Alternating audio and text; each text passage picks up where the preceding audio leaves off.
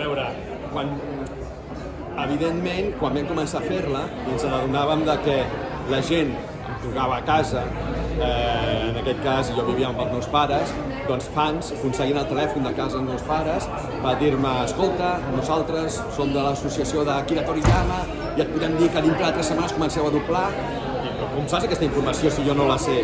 És a dir, clar, aquestes coses, o sabem on feu Bola de Drac, ens agradaria anar a veure-ho, o nois que venien i deien tenim la ràdio Cerdanyola, Mataró, volem que vingueu. Clar, aquestes coses no ens passava mai, és a dir, era normal. Tot i així, la gran força, el gran moment va ser amb internet, amb les xarxes socials. Allò va ser quan exponencialment ens vam adonar nosaltres de la força que tenia Bola de Drac. Sí, te n'adones en el moment que tu dius en què estàs treballant ara? Mira, una sèrie que es diu Bola de Drac. I veus la reacció de la gent que la coneix i que vol saber més coses i que t'entrevisten un dia, no sé, una entrevista a un actor de doblatge, que és raro, no?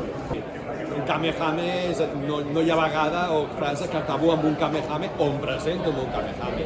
Hi ha alguna frase icònica, com aquella viuràs amb una ferida al cor que no se't curarà mai, però l'autèntic, el que més em demanen és el Kamehame. Les dedicatòries sempre demanen insults concrets, no? Que et demanen, aneu a la porra, colla de xitxarelos, bolica balagues. Els agrada molt que...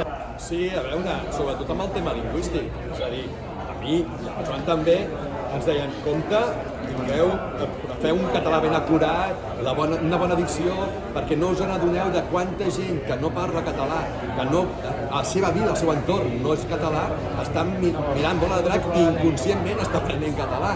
I això és una cosa que des del primer dia ens van tenir molt capficats i, evidentment, és així, és veritat. Doncs, i és veritat que sempre TV3, amb el doblatge, el tema lingüístic ha sigut el pilar més important del doblatge en català, no? I ha sigut quasi realment un tema de servei social, no? El servei de gent que no veia, en aquella època, no és com ara, el català només era a l'escola i era 1 hora, i alguns ni això feien. I, evidentment, doncs, va ser inesperadament, va ser una eina que vam utilitzar en Bola de Drac. No, de fet,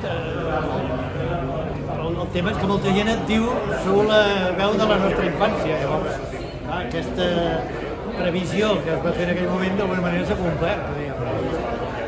Estem preparats per Súper? Sí, tot i així, clar, és que han passat molts anys i el doblatge ha canviat molt. I nosaltres ens hem tingut també reformat allò perquè va haver una època que el català pràcticament es va morir, inexistent, van aparèixer plataformes i clar, en aquella època, quan feien Bola de Drac, feien One Piece, estaven pràcticament tota la setmana fent Bola de Drac o One Piece. Ara això ja no és possible, és que és impossible, ni pels actors ni pels directors, perquè el doblatge també ha evolucionat i no es pot fer com es feia abans. Llavors, és un tema que encara no sabem quan es doblarà, evidentment TV3 ens ho ha comprat, no sabem ni on ni com, i bueno, és a dir, estem preparats una mica això a veure a l'expectativa, podríem dir, a veure com ho farem, no? Però que és una realitat i que el software existeix, que està aquí a TV3, això sí. Bueno, jo crec que és molt divertida això de Cacarot, que va un dia que va descobrir. Sí. Ei, Cacarot, resulta que no era un insult, que et dius així realment. Sí, jo tota la vida pensant, durant molt de temps, pensant que Kakarot era un insult, perquè no parava de dir-me Kakarot, que és l'únic personatge que em diu amb el nom real de quan va néixer el Goku en el seu planeta, i jo pensant que era un insult, fins que no sé quants els fans, no sé qui va ser, quan dic, no, Kakarot, Kakaroto és el nom del Goku. Vam ser els últims a saber-ho. Vam ser els últims a saber-ho. Curiós. Sí.